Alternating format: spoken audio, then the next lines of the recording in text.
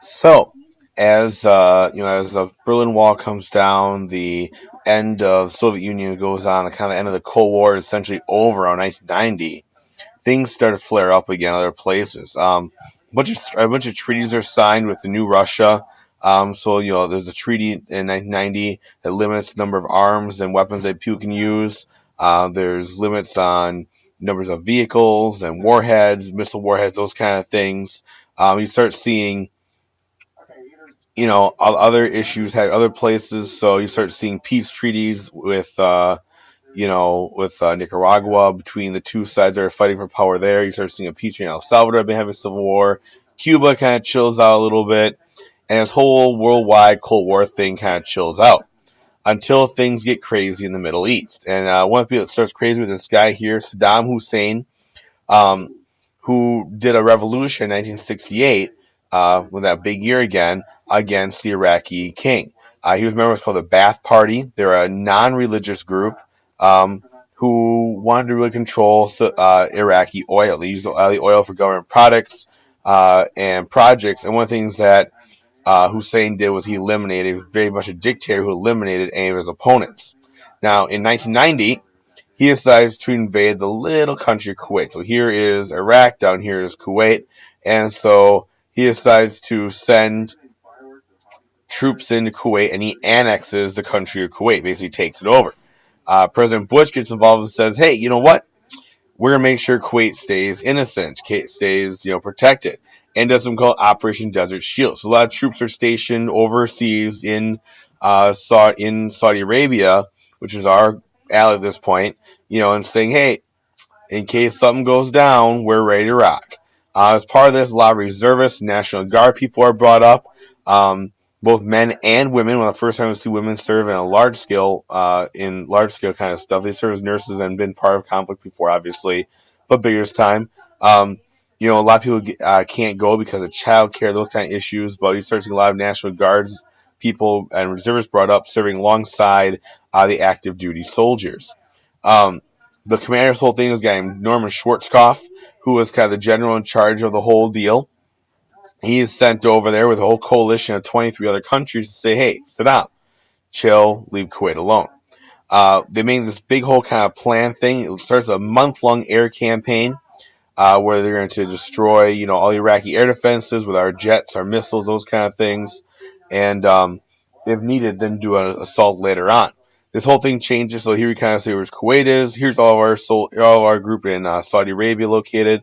We're sending all these new, weapons we have. One of the things that Iraq had was something called the Republican Guard, kind of the Iraqi large scale troops, kind of their best soldiers, if you will. And so by 1991, we have what's called Operation Desert Storm. This is when the Persian Gulf War actually takes place. So on January 17th, the bombing campaign starts for 6 days. February 24th, the tanks and soldiers go in, and by February 28th, there's a ceasefire.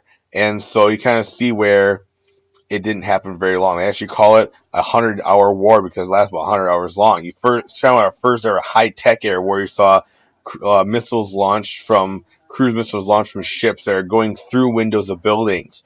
There's actual live video of stealth bombers and stealth fighters dropping laser guided bombs right down chimneys and that kind of stuff going on.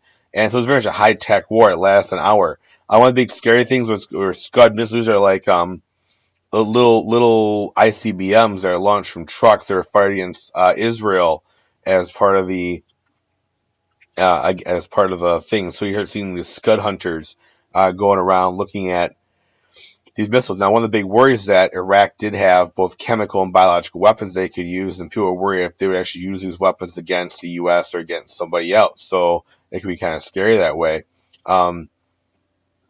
And so the Iraqi army is busted apart in 100 hours because of really highly effective artillery, air support. Planes just destroy lots of stuff. And the Republican Guard divisions get back to Iraq, though, the super soldiers from Iraq. And here's this guy called the Highway of Death. All the burned out Iraqi vehicles are going back to Iraq. Here's kind of the assessment. Kind of the end, the U.S. has 613 casualties. Some of these actually friendly fire, mind you. Iraq has about 12,000 casualties, but 86,000 surrender later on too. Kuwait gets independence and life is good in that area of the country. But Saddam is still in power. And that brings us into election 1992. Now, so it's George H.W. Bush here versus Bill Clinton, who is the governor at this time of Arkansas. And so in this election, it's a very, pretty close election, and Bill Clinton wins. He's actually the third youngest president ever. He's in his early 40s. And so Bush is a rare one-term president at this point. And if you know what Clinton tries to be both liberal and conservative. He wants to try and be what's called bipartisan. He calls himself a new Democrat. He kind of has to work both sides a little bit. So one way he tries to be liberal is we're trying to help healthcare out. One of the things he does, he proposes a plan to get all Americans guaranteed health care. And he says we're going to make everybody happy, everybody get health care. It would cost money. It would increase a lot of government jobs. Everyone's getting health care insurance. This is voted down. One of the things that Clinton has to do with Clinton being a Democrat, he has to deal with Republicans in Congress. And Republicans in Congress, who ruled Congress at the time, vote this whole thing down because it's going to be too big government. And so they vote this whole thing down. It would, increase government size, cost too much money, all that kind of stuff. At the same time, Clinton, being a Democrat, proposed a change in welfare system. He worked with Republicans to change how welfare aid was given out. That being food stamps, housing assistance, those kind of things. And instead of the federal government giving these things out, now instead, people will receive those things from states. So the federal government would give the states money, and every state would decide how it's spent. So the welfare system in Wisconsin is different than Illinois or Michigan or Iowa or wherever. And one of the ways that Clinton kind of changes that as well. One of the things that Clinton does too is that he really kind of changes how government works. He's one of the few presidents to actually reduce the national debt. And actually have a balanced budget where the government didn't lose any money for a year.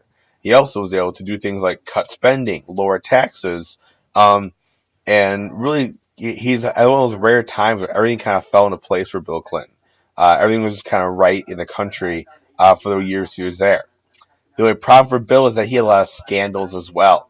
While he was governor, he was involved in a land deal that people wonder if there was some iffy things going on with a real estate deal that he was involved in. It was called the Whitewater scandal over Whitewater housing development. And as the investigators are checking this out, they found out that Clinton had all kinds of affairs with different women going back to his time in Arkansas and even in the White House with an intern right here in the picture named Monica Lewinsky. And he had, and things Clinton had testified in Congress that he didn't have any relationships with these people. And so one of the things that happened here is that Clinton had lied under oath about this whole thing, and which is called perjury. When you swear an oath, okay, and you break that oath, is called perjury in trial. And Clinton got up there and said in a very famous speech, "I did not have sexual relations with that woman, Miss Lewinsky." He used to do this thumb point thing he used to do. And so Congress decided, because of the perjury charge, to impeach him. And so he was impeached by Congress, okay? So he was charged by the House of Representatives, but was not removed from office. They couldn't get a 2/3 vote in the Senate to remove him. Instead, he gets what's called a censure. A censure is essentially a slap on the wrist that says you did something bad. And he gets a bad mark in his record. And he kind of gets a bad mark as the president because of all the scandals that happened while he was president. One of the things he does to our foreign policy is the idea of NAFTA. And NAFTA was a North American Free Trade Agreement. Basically, that there's now free trade between Mexico, Canada, and the United States. And so if you're a company in Canada, you can send stuff back and forth for no fee. If you have a company in the United States, you can send stuff back and forth to Mexico at no fee. It's supposed to, help all three countries. Help all three countries get better. Help all three countries have a better economy. People argue if it's a good thing or a bad thing. A lot of jobs went to Mexico from the United States. So especially like countries like Under Armour, other companies, a lot of their stuff is made in Mexico. At the same time, Mexico changed a lot of their rules. Things like toxic waste, those kind of things are in Mexico as well.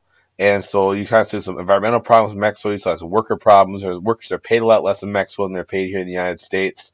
And so people are questioning those kind of things. So there are less jobs happening in the United States. People losing jobs.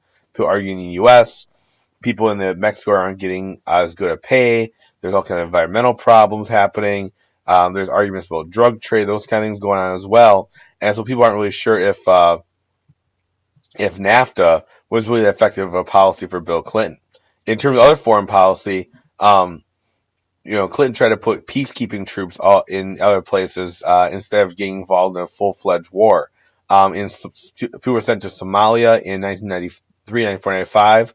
That's where the Black Hawk Down incident happens, where Black Hawk helicopters are shot down in the city of Mogadishu in Somalia. And later on, U.S. soldiers' bodies are being dragged through the streets.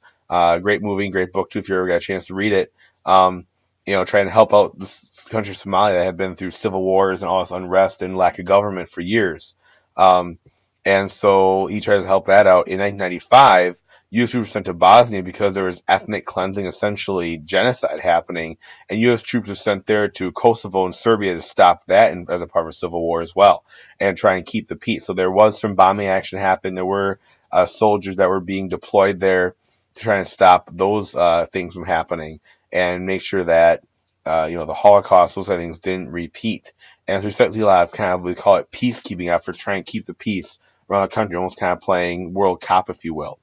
But late 90s, U.S. was really changing. I mean, there was economic boom that was kind of slowed down a little bit. They called them the tech bubble. All these new internet companies got started up, and all these new technology things were happening. And really politics was really divided the United States at this time. I mean, you had a very strong Republican-led Congress with Clinton being the Democratic president. And then you started seeing kind of these little, foreshadowing the future. You saw terrorist attacks in the United States starting to happen. Not big things like 9/11, but just little inklings that something might happen around the country. It leads up to the election of 2000, when I was in high school, it happened, where it was one of the closest elections in history. You had George W. Bush, the governor of Texas. You had Al Gore, who had been Bill Clinton's vice president, and a third guy, Ralph Nader, who ran as independent. And as the election was going on, it was a very, very close election. I remember during election week watching this happen, like who's going to win. Nobody had any clue. You have to have a certain number of electoral votes. You need 270 electoral votes to win the election. And it was so close that it came down to one state. You kind of see the red states and the blue states here. Red states for Bush, blue states for Gore. And the swing states, the deciding states were going to be Oregon, Wisconsin, and Florida. Well, Oregon and Wisconsin both went a certain direction, and Florida became the only state to kind of make the decision. Whoever would win Florida would win the whole election. And the problem is that in Florida, there were some problems. There were some voting irregularities in Florida. They had these weird punch ballots. You had to take this pen and punch a hole in your ballot. And if you didn't punch a hole all the way through, it didn't count. And they called it a hanging chad. Also, there were some ballots that were really weird, like different lines to different candidates, and people didn't really vote for who they thought they were going to vote for. Anyway, they actually had to go through and recount every single ballot in certain counties of Florida by hand. We're talking thousands of ballots had to be recounted by hand to try and figure out who the winner was. And the country didn't know who the president was going to be until months after the election actually happened. And you think about the last presidential election, you guys remember, we knew right away that night who the new president was. We didn't know for weeks, going on a month, who the president was going to be in 2000. In the end, it had to go all the way to the Supreme Court to make the decision. So the Supreme Court ruled 5-4 to place a court case called Bush v. Gore about who won the state of Florida. And the Supreme Court declared that Bush had won Florida, and then by that manner had also won the election. Notice how close it was. 271 to 260 electoral votes. In fact, Gore got more popular votes than Bush did in the election. Closest election in history. And it was crazy to think about how the election was going on and how close it was. And that's going to lead us to kind of what he does. And, first year he worked Congress to do a tax cut. He did education with something called No Child Left Behind, which affects you guys today, about how schools operate and how schools get money. And everything changes when it comes to 9/11. And we'll pick up the last little chunk of notes here for this unit We look at 9/11 and the final little pieces of the early 2000s.